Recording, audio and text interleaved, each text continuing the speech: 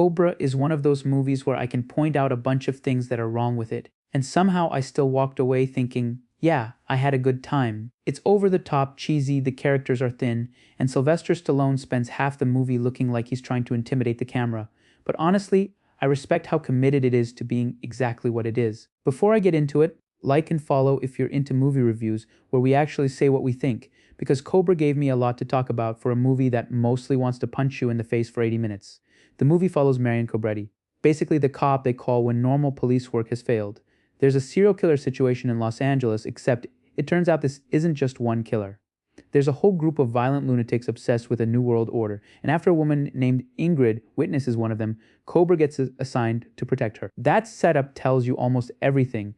Cobra is not interested in subtlety. The movie opens by telling you how dangerous America is, then almost immediately throws Stallone into a supermarket hostage situation so he can walk in with sunglasses, chew on a match, and tell the criminal, "You're a disease and I am the cure." That is the movie.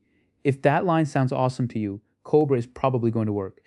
If it makes you roll your eyes, you're going to have a long 80 minutes. What worked for me is that the movie never pretends to be something else. Cobretti isn't a complicated detective. He's basically a human emergency button. Stallone plays him like he was designed in a laboratory to be the most aggressively 80s action hero possible. Sunglasses, leather gloves, giant gun, old car, almost no facial expression, and one-liners for situations where a normal person would probably call for backup. That is also one of the flaws, because Cobra himself is more of a pose than a fully developed character.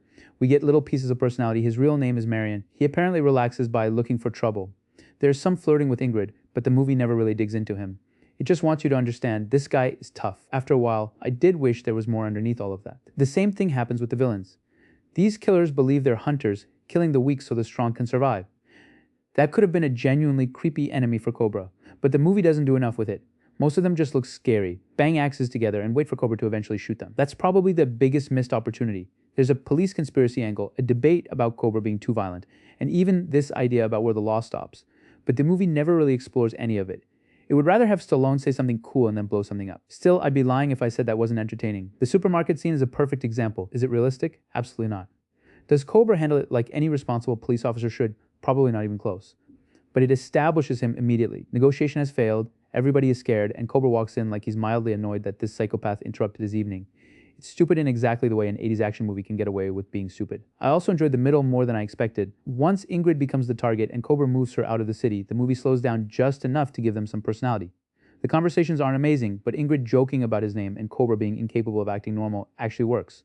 Then the ambush hits, everything goes crazy, and the story eventually moves into that foundry for the finale. The night slasher starts screaming about hunters, society, and the future, and Cobra basically decides the legal system is no longer invited to the conversation. Real talk, that final confrontation is both the best and dumbest version of Cobra at the same time. The villain practically begs to be arrested because he knows the courts might declare him insane, and Cobra's response is basically, yeah, we're not doing that. Then we get the line about where the law stops and Cobra begins. Is that deeply questionable policing? Yes. Is it also exactly the ending this movie was always building toward? Absolutely. And that's why I can't hate Cobra for its flaws. The acting isn't great. The dialogue can be hilariously stiff.